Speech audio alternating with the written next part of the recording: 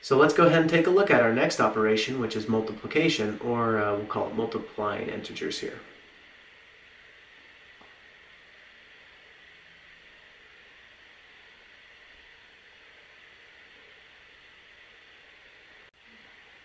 Now when multiplying any integer, or we'll call them factors as well, I'll talk about factors in a second, there are different types of symbols that can be used. So most commonly it looks like an X, that's the most common symbol, but as you progress in math, you might use different types of operations. So you could use an X, or you might have numbers inside of your parentheses. So let's just put an X here. We'll pretend that X is one number and Y is another, and the parentheses are used to house both sets of numbers that are going to be multiplied together. You might use what looks like a dot, or you might use a star, or what's known as an asterisk as well.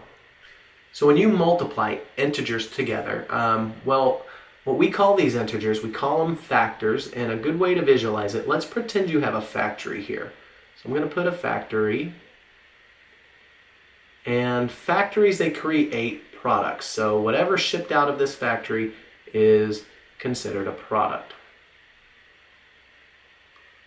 Now when you multiply with integers, or when you multiply with factors, well, two factors multiply to create, I'm going to put X and a dot and a Y to say I'm multiplying two factors that create a product. So the product is the outcome of two factors being multiplied together. Well, let's go ahead and take a look at factors that create the product 24. So we could write factors of 24 here.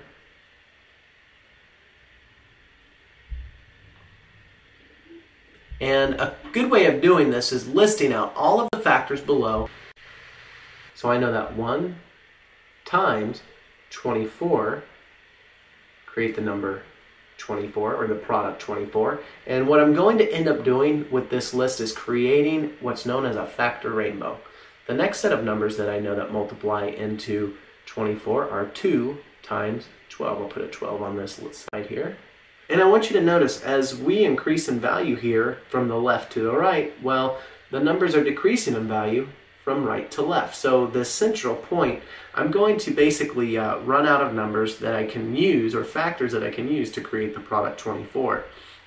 So we have 2. The next number or factor I know would be, well, the next one I know is 3 times 8, create a factor of 24. And, well, I have 4 times 6, that create 28. And the only number in between 4 and 6 is 5. I've got to ask myself, is 5 a factor of 24?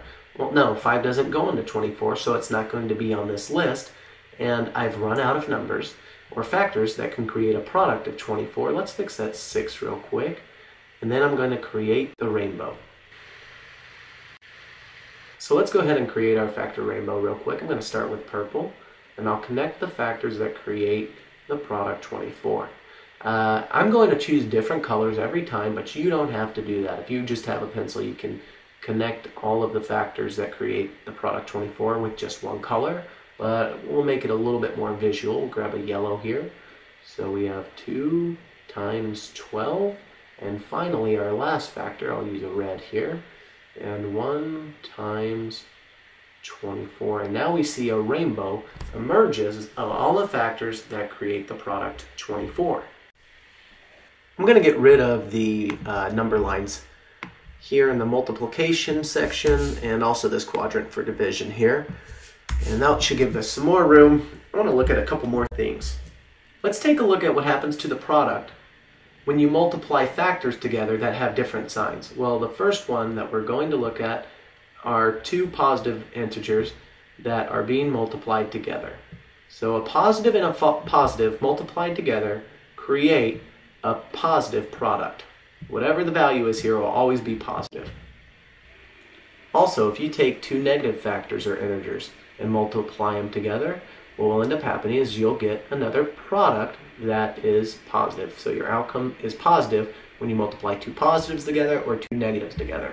But what happens when you multiply two factors together that have opposite signs? So either a positive times a negative, or a negative times a positive.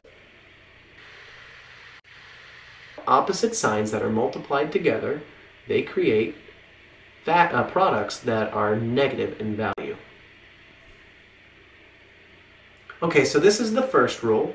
It's what happens to the sign of a product based off of the sign of your factors. Now the second rule deals more with what happens when you multiply two or more factors together.